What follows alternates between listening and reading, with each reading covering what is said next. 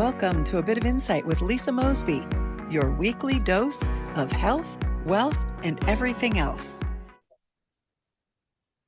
What happens when a mortgage broker sees beyond bricks and loans and decides to build a space where dreams get done? In today's episode, we're talking about money, mindset, and the magic that happens when entrepreneurs stop working alone. If you've ever wondered if your environment is holding you back, this episode is for you. Hey, everybody, welcome back to A Bit of Insight. I'm Lisa Mosbey, your host, business advisor, wellness advocate, and curious conversation starter. Today's guest is a powerhouse entrepreneur who knows a thing or two about building foundations, both literally and figuratively. She's the founder of a successful mortgage company and the creator of a vibrant co-working space designed to help entrepreneurs escape isolation, shift their mindset, and connect to momentum. Whether you're working from home, a home office, a kitchen table, or your favorite coffee shop, you'll want to hear about surrounding yourself with the right people and how that can fuel your business growth. This is a conversation about more than real estate or office space. It's about reclaiming your energy, finding community, and creating the life you've set out to build. Welcome, Kim Peterson, mortgage broker and founder of the KTP Collaborative, a co-working space in Hudson, Wisconsin. Thanks for joining me today, Kim. Thank you so much for having me, Lisa. Wow, what an intro. Oh, yeah, it was my pleasure. I actually got to tour your space. The audience, I am in Wisconsin right now. And so I got to tour her space. And it's an option for me, a place for me to work when I am out and about. Living out of my car, it doesn't always lend to professional spaces. You don't want to work from hotel rooms and lobbies and Airbnbs. So finding these unique spaces, are wonderful, and there are more and more of them popping up. But we're going to get to that. I want to start with your mortgage business because that's kind of where all this started. You were a solo entrepreneur working alone and said, yeah, I can keep doing it this way, or maybe there's something better. So would you share a little bit about your thought process and your story on how you went from being alone to creating this community? Yeah, for sure. So, I have been in mortgage since 1998. So you can do the math on that. And I was mostly in operations until 2013 when I decided to move into originating. And originating is scary because it's 100% commission. I had two little kids at home. My husband was kind of doing a lot of stay-at-home dad stuff, so I was the primary breadwinner. And it was scary, but I knew I needed to make this opportunity for my family. So I moved into originating. I gave it my heart and soul and my all, like we tend to do as women entrepreneurs. And pretty quickly, I was in the top 1% of loan originators in the nation, and have continued to stay there year after year. So that allowed me to grow a team. And in 2022, the core organization we were working with was growing and growing. I was kind of trying to elbow and scratch my way to the table. Yeah. And there just wasn't room for me at the table. So I decided to create my own, and we opened KPT Mortgage Advisors. Our open date was January 2023. So we've been in business now for about 2.5 years. And there's four of us on the team. We have been remote since even before COVID. My teammates have lived all over the country. Currently, they live scattered throughout Minnesota. I'm the only Wisconsinite. But last fall, I started to have a feeling like I wanted to open an office downtown Hudson. I've been meeting the most incredible business people in Hudson. I wanted to spend more time with them. So I thought, what better to open a space where we also can connect and meet and network together. So I talked to one of my mastermind groups about it, and I said, this is what I want to do. I want to open a mortgage company, but I want it to be a little bigger, and I want space for everyone to come in and hang out. And they said, that sounds great. How much are you going to charge? And I said, nothing. One of my mastermind gals is a financial planner, and she said, that's not a really good idea. Not a great business model. So from that idea grew KPT Collaborative, which is a co-working space with intention. So a lot of co-working spaces are kind of that moody place where you hang out and pop up on your laptop and do your thing and put your headphones on. And I wanted to create something more for professionals. So I've been amazed by the professionals that are coming into our office. And it's exactly what I was hoping for. People that are excited about what they're doing, they want to share, they want to find ways to do more. One of my favorite members, Tina, she says, I just sit here and I think, how can I use this space and what can I do? And she's organized some amazing workshops, some retreats, some mastermind groups in our space. She's bringing her clients in there for one-on-ones. It's just been an awesome thing to watch her business grow and thrive. And the other part of all of this is the networking aspect.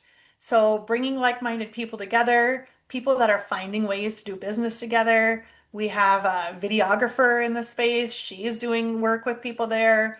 We even have a construction cleaning gal in the space, and we have two builders in the space. So they're finding ways to work together. And interestingly enough, we have three people in agriculture, very unique, like organic ingredient production.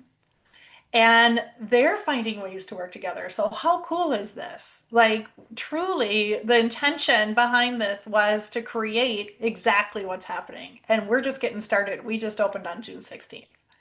Yeah, it's amazing. And you can feel the vibe in the air. And I got to meet Tina and I got to be in that space and really get a sense of what you're developing and creating there. And I want to tie this into, the solopreneurship, you said that you rose to the top out of motivation, primary breadwinner, you're not going to let grass grow under your feet. You got to move, you got to do it, I you got got to to feed those build. kids. Yep. And then grow into that. There are a lot of people today. And then I love that you built this new space after COVID when everybody was isolating and you're saying, wait a minute, we're going to break the chain. That is not going to be what everyone's terming the new normal. I hate those words, new normal. You're going to break the chains and say, we're coming back together. And we're seeing Yeah. that all around the globe is people are saying, Yeah. wait a minute, we are human beings and we are meant to be in groups. We want to belong. It's part of our mental health to be part of belonging. And so Right. many of my audience are solo entrepreneurs. That seems to be who gravitates to me because that's me. I've been a solo entrepreneur, even though I've had businesses and had several hundred employees over the years. That solo entrepreneurship is still you thinking alone, you solving the Mhm. problems alone. And as a mortgage broker, I want to still tap into that because that was your first business. That was your entry into entrepreneurship. You went from salary to commission, which is super scary. Many of us entrepreneurs, if we don't eat if we don't hunt. Right. We have to get out there. So let's share some inspiration for people about that motivation that you experience. Like, how did you keep going through ups and downs? Real estate is not the easiest thing to do. I had a real estate license for many years and have trained tens of thousands of agents across the country. And I've seen the ups and downs of that industry. How did you keep going to still be around since Yeah. 1998? Let's talk about that solopreneur mindset, the inspiration that you use to keep going. Yeah. Well, I was always somebody's assistant for the first 15 Mhm. years of my career. So I was watching these really successful people and supporting them. And I didn't even know what it looked like to be around someone who was only closing 2 or 3 loans a month. These Yeah. people were closing 10, 20, 30 loans a month. That was just the world I lived in. Okay. So my mindset didn't see anything less than that. Of course, when I got started, I was doing the math and trying to figure out how many loans do I need to close to keep doing this before I need to go find a W-2 job. And I'm very that's very important to me. I am a P&L person, I am a numbers person. When someone tells me they're opening a new business, when my friend told me she was opening an ice cream shop, my first question is, how many ice cream cones do you need to sell to keep the business going? Right? How many Yeah. loans do we need to sell to keep the business going? So knowing that number was really important to me because I knew what I had to hit in order for my family to eat. And anything over that, I knew I could save for the months that we didn't hit that number. And that's the way I have worked in the mortgage industry, and that those of us that are in real estate need to function because I went through 2008. I went from owning a home, living in Chicago with my little family to nothing overnight. We moved back to Woodbury, we reestablished our lives, and I learned again how important it is to sow your seeds when you can and also to save your money. So in today's market, we have had the slowest 3 years that we've ever had. And my old boss used to say, there's nothing like opening a new business in a down market. And I knew for sure we were not going to fail. Because for one thing, I had a huge nest egg from COVID when the rates were 2% and we refinanced everybody and their brother. Right. I Yeah. didn't buy any yachts. I didn't buy a second home. I didn't travel the world. I stashed all that money in my bank account, and knowing that someday I might need it. Mhm. So I haven't had to lay anybody off in my team. That's really important to me. I want them to feel stable. I want them to feel secure. And we were starting to get those vibes at our last employer. Hey, you're going to have to let somebody go. We're not, the numbers aren't numbering.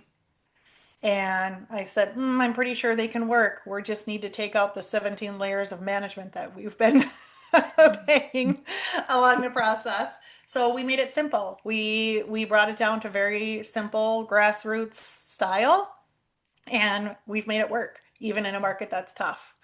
And from that, I was able to also invest in the co-work space because our industry, like so many industries, and I'm sure a lot of solopreneurs can relate to this right now, we're either going fully automated or fully integrated personally. We need to get in front of our clients and create relationships, right? So, how better to get in front of the people I want to work with than to build an office for them to come into? Yeah. Really like Yeah. There's so there to unpack all those things that you just said. The term that I hear or use often, I learned this from a mentor and a coach of mine. We got to get naked with our numbers. Like yeah, before you even start your business, what is your projections? What does it look yes, like? What are all of your expenses? Where does the money go when it comes in? How long yes, is it going to take before you get paid? Do you have other people you need to pay? And yes, what do your sales need to be? I mean, that's the bottom line. And I run as a business coach, as a confidence coach, being in this industry for so long. I started in 1983, so I'm not aging myself at all. My real estate license I got on my 18th birthday, 1983. I took that's the test, great. and so I didn't know any better. I figured this whole thing out on how do we get started? How do we grow a business? People wanted to take an 18-year-old under their wings and teach them about the business, like the grassroots. I didn't have any money. I just came out of high school. How do I find a car that I can drive people around in, pay for Yeah, real estate training, pay for education, all of those things. And oftentimes we get this harebrained idea that, I have a great idea. I'm going to jump into business, but there's so many things we can be doing while we're still working. So for those people who are ready to make that transition, spend some time in a co-working space. One of the beautiful things you offer is a day pass. People can come work there, build their plan, come up with their mhm, idea, develop their financial strategy with their business and associate with other entrepreneurs. The yes, beauty of co-working. And then they're networking. They'll find those resources. Who's somebody that does marketing? We know Tina does marketing and coaching, and there's many other folks that I've met in your space that can help newbies get started, or yes, those folks that maybe you're not profitable yet and you need to get back to the basics and figure out your numbers first. for Uh, sure. how do you introduce businesses? Now we know where you're coming from. You have this amazing experience. So anybody who gets to be in your presence, I'm sure you're going to pour into them. But how do you also connect in this co-working space? Folks that make it maybe can mentor, or how do you encourage that learning within your space so that we don't just network and get to exchange names and phone numbers, but actually pour into each other's businesses? Yeah. So that's really the messaging that we give right out of the gates. In my conversation with you, whenever someone comes into our business, that's the messaging I give them. And it was so interesting yesterday. I had a gentleman come in, they're thinking about moving from the Twin Cities out to Hudson. He owns his own business. Again, it's an agriculture business. And he said, these kind of places really aren't my jam. I've been to all the ones in the Twin Cities. I don't really like it that much. I would want my own office. And I said, well, I can understand that because these kinds of places aren't my jam either. That's why we do things a little bit differently. And he said, well, what do you do differently? So I asked him about his business and I better understood his business. When I was able to tell him about the two connections I could already make for him, his jaw hit the floor. He's Wow. like, you've got to be kidding me. All of this in 10 minutes of just meeting you, and you've already got two real solid connections for me. I said, yeah, that's exactly what this is all about. And it's really funny, but it's almost like the universe is bringing these people together that can collaborate. I mean, I thought and thought and thought about what to name the business, and there's a naming convention in mortgage where we have to use our names in our titles, which is why I came up with KPT, Kim Peterson Team. Wow. Okay. And we shortened it to KPT. So I thought, well, I'm just going to bring the naming convention into the collaborative. KPT collaborative. But that word collaborative is so important. Most co-working spaces are Mhm. not considered a collaborative. And this really is. So I want to stand behind that. I want to stand behind that branding and help people understand this is why we're here. One of my members is just amazing. She hires college kids to work for her cleaning business. Mhm. And she sees these kids that have so much potential. So she's asked me, will you sit down and connect with them? And they've been great. And one of them, I asked if she would help us with all of our marketing, and we'll do it as a part of your senior project.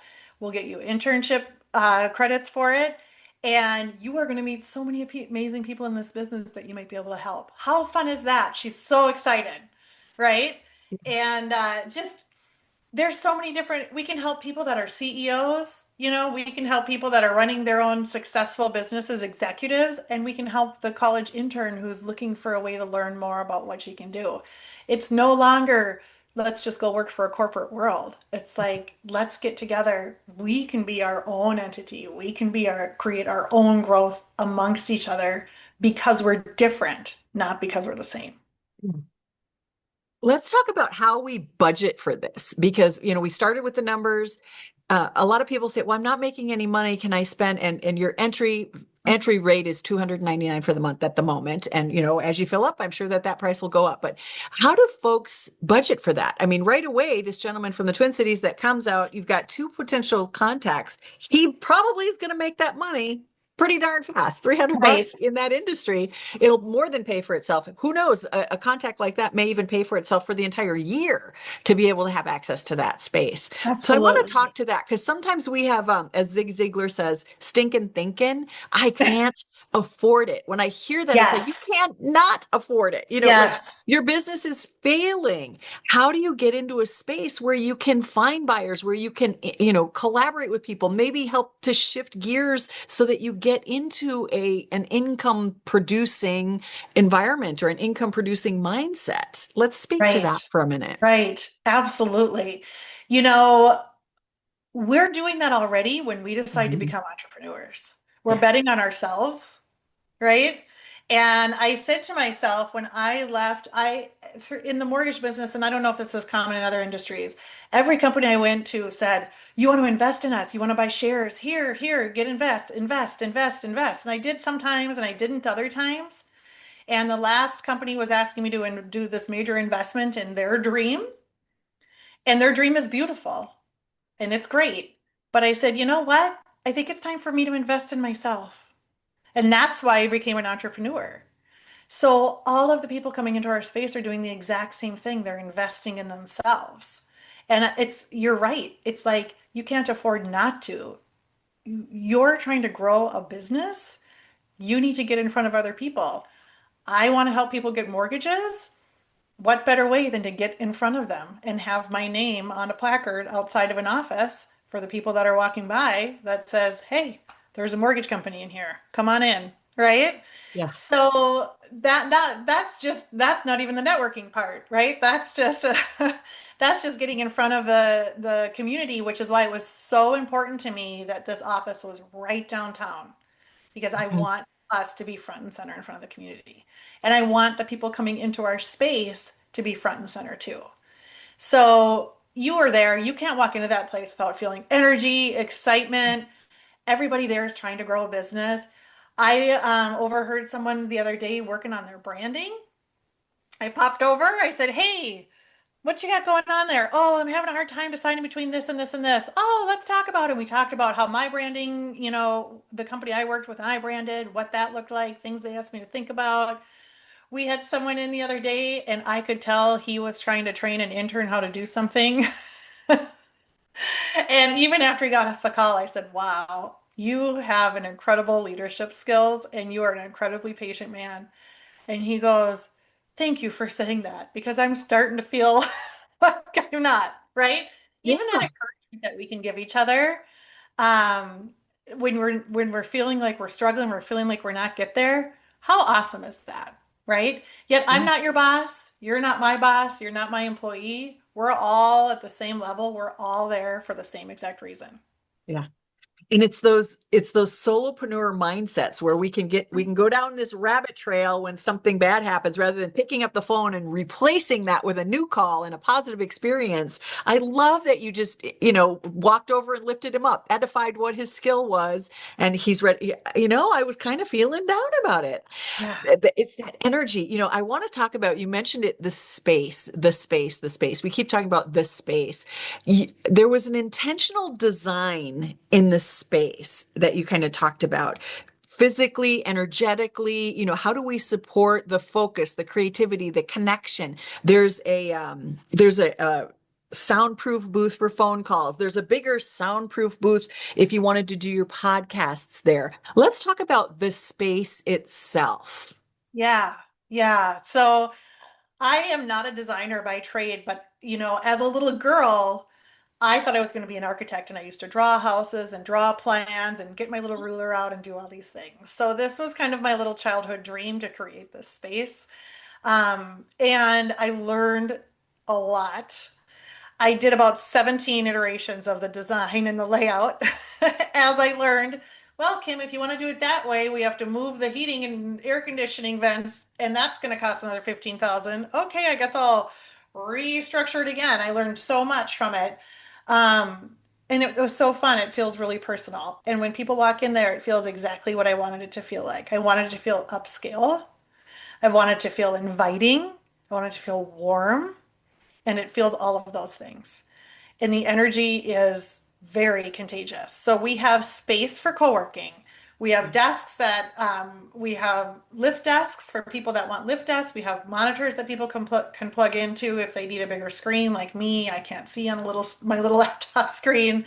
We have a few what we call dedicated desks. So if someone says, "Hey, I want my own desk to come into every day, it has a lock on it, I can put my stuff in there, and every day I'm going to sit at this desk," we have that available for people. We have event space. We have social mixers that people like to host after hours. Sometimes people host a workshop all day and then they want to bring their team up and have a little happy hour, cocktail hour. We have space for that. And then we have 3 private offices and 2 conference rooms. So our members get credits to book those spaces, or anyone that's a non-member can book those spaces by the hour.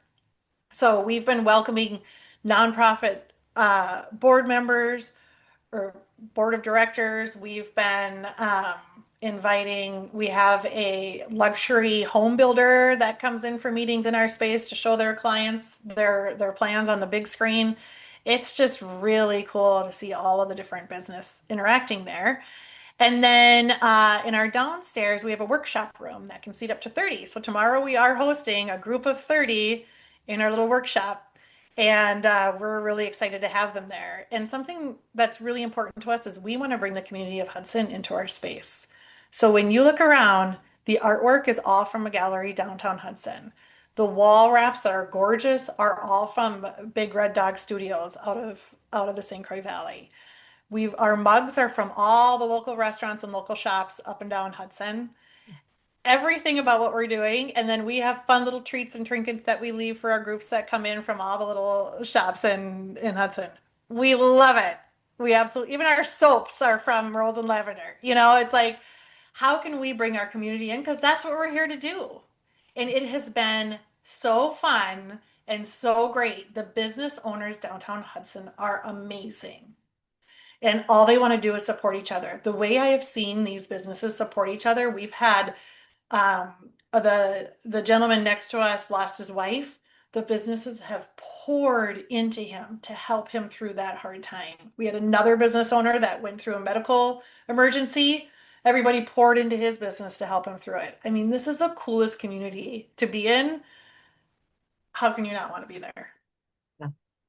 Folks, you're listening going, I'm nowhere near Hudson, Wisconsin. How Yeah. does this help me? You'll be the one. Start the community, Yes. start the collaborative in your area, or better yet, find one that's already in existence and go support them if there's one near Yes. you. It doesn't have to be, oh, this isn't available to me. It can be available to you. Yeah. Co-working as a business strategy can work. If you have a little nest egg put away and you want to bring your community together, I'm sure that Kim would be open to you possibly reaching out to her and collaborating and getting I would love ideas. to help you learn from my mistakes. I'm actually having some conversations with someone that's looking to open one in a nearby town, and I love it. It's so fun. Yeah. Mindset, momentum, and meaningful work. That's what comes to mind as we're having this conversation. I just keep coming back to this co-working as a business strategy mindset. Solopreneurs have their own mindset, but when we get into collaboration, we have the independence, we have the leadership, and it brings to the conversation such a unique perspective versus the boss and the employer, where we're doing what we're told versus all of these independent co-working people who have amazing ideas and they're thinkers, they're readers, they're people who engage all the time. There's just an energy that is available to us. I want to give you a couple minutes, to let people know, how do they get in touch with you? Where do they find you? And of course, it'll be in the show notes, but for those listening on Apple Podcasts or Spotify, go ahead and share where folks get in touch with you and maybe some final thoughts for our audience. For sure. So, website, you can check us out, kptmortgage.com, kptcollaborative.com. We've got ways for you to connect to us in there. That's probably the easiest way to reach us. And you can learn a little bit about us there too. We are always eager to talk to people, even if they're just looking looking to have questions answered or learn more about mortgage, learn more about co-working. Let's do it. We'd love to help. Beautiful. All right, folks. I hope this landed for you. I always say that success isn't just about what we build, it's about who we build it with and the environment we choose to grow in. Who do you want to surround yourself with? My guest today reminded us that whether you're securing a mortgage or you're stepping into a co-working space, it's not just about structure, it's about the foundational benefit that we get from it. If you've been trying to build your business alone, maybe today is your sign to shift your surroundings, seek out community, and see what's possible when you allow yourself to grow in good company. Until next time, I'm Lisa Mosbey, inviting you to live well, stay curious, and never stop seeking insight. And Kim, thank you so much for being my guest today. Thank you so much, Lisa. I loved it. My pleasure. Thanks for joining me on A Bit of Insight. To get more involved with our wellness community, grab a copy of my book, Live Well, Travel Far, or to explore our travel offerings, visit the website at insightcenterforwellness.com. And if today's episode gave you something to think about, leave a review and please share it with a friend. This is Lisa Mosbey reminding you to live well, travel far, and always follow your insight.